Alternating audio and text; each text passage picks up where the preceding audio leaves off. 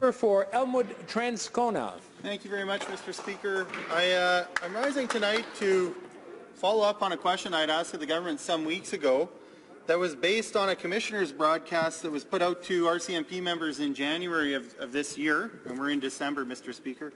There was an update letting members know that in January of the previous year, or at the beginning of 2015, he had recommended a raise for RCMP members.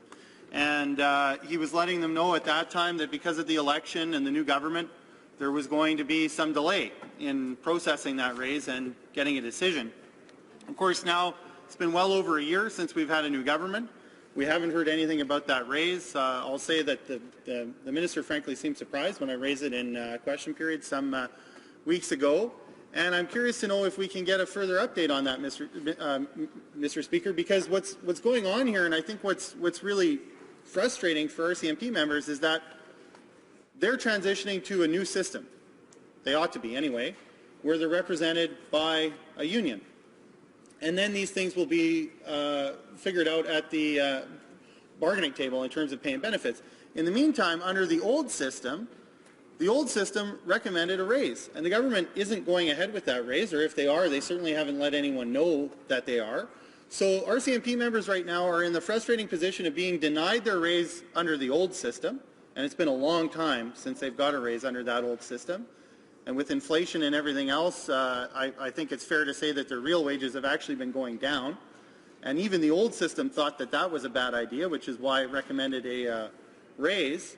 But the government, after in the spring refusing to deal with good amendments presented by the NDP, removing certain exclusions that are in C7, which would set the framework for a bargaining, because they said at that time it was really imperative that this law get passed, or the sky was going to fall and there would be disorder, and we would, you know, and there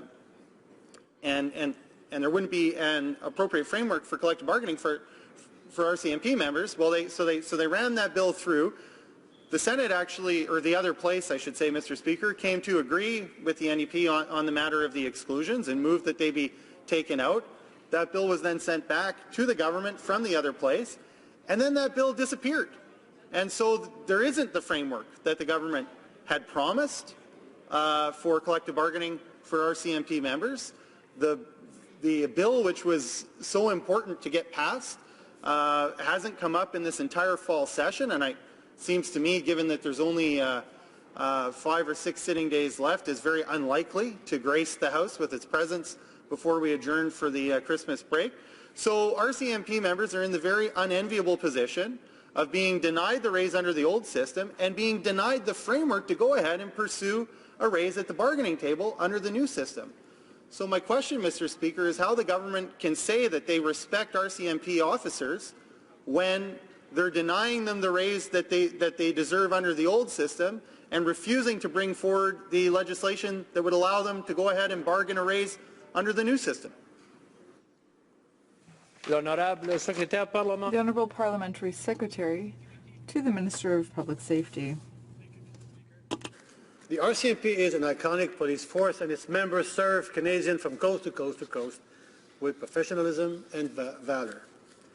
Mounties are recognized the world over as a symbol of Canada's value and traditions, and the women and men of the RCMP work hard every day to prevent crime, apprehend offenders, and keep Canadians safe in their home and communities. I know that all of us in this House hold RCMP members and the work that they do in the highest regard, and I agree that they must be remunerated in a manner commensurate with the job we ask them to do. The RCMP is comprised of over 30,000 employees, of which almost 18,400 are police officers, operating from over 750 service points across Canada. The RCMP also operates internationally through a network of liaison officers strategically deployed to 30 countries.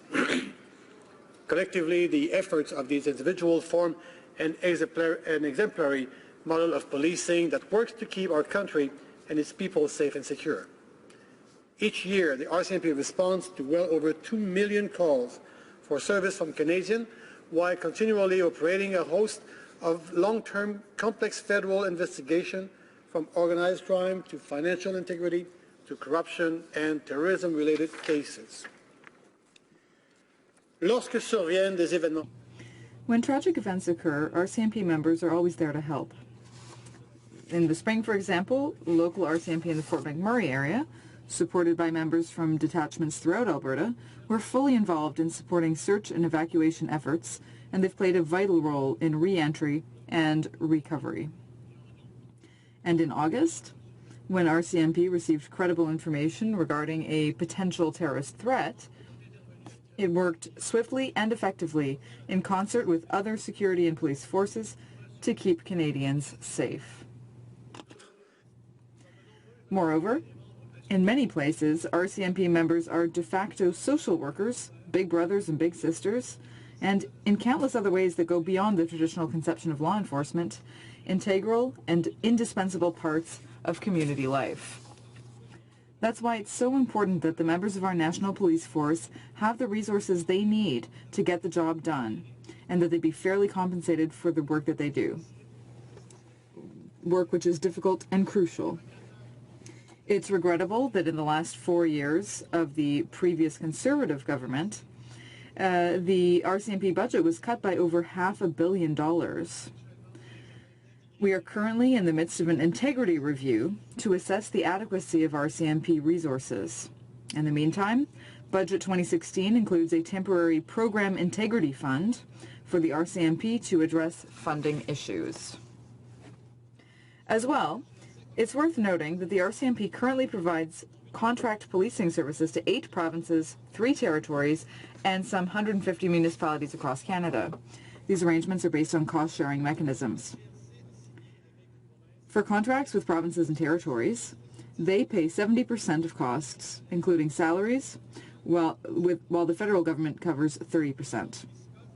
Municipal agreements are based on a number of different cost-share formulas that vary, depending on population size and the year the original agreement was struck, from 70% to 100%. In other words, Mr. Speaker, any increase in policing costs has impacts on other jurisdictions, and this is something we take seriously.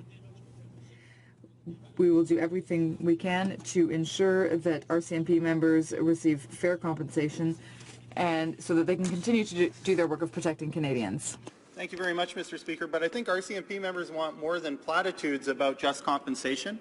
They want the government to move forward. The government can move forward either under the old system, which recommended a significant raise, or they can move forward under a new system. In either case, government action is needed before any of it goes forward. So which is it going to be? Is the government going to give them the raise that they're entitled to under the old system, or are they going to get moving and bring in a new system where they can negotiate a raise? The only unacceptable option, Mr. Speaker, is the one that the government's chosen to take thus far, which is to simply do nothing when we know that the rate of compensation for RCMP officers is not currently adequate to the job that we're asking them to do. So the Parliamentary Secretary has said that he believes that they should get compensation adequate to that job. We know they aren't. There's 2 ways to go forward. Which way is the government going to go forward and when? The Honourable Parliamentary Secretary.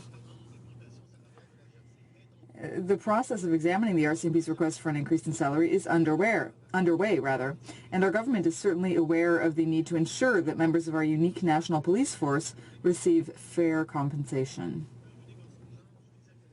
I say unique because the RCMP is the only police force in the world that functions as a national, provincial, and municipal policing body. In fact, RCMP members also serve with distinction in over 600 Indigenous communities and 3 international airports. The Northwest Mounted Police in the latter half of the 19th century, to its establishment as a truly national police force in 1920, to the RCMP we know today, involved in operations dealing with everything from organized crime to terrorism to economic crime to the protection of dignitaries to the protection of communities all across this Canada.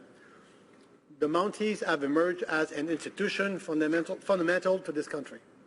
I agree with the member of Elmwood-Transcona that the question of fair compensation for RCMP members is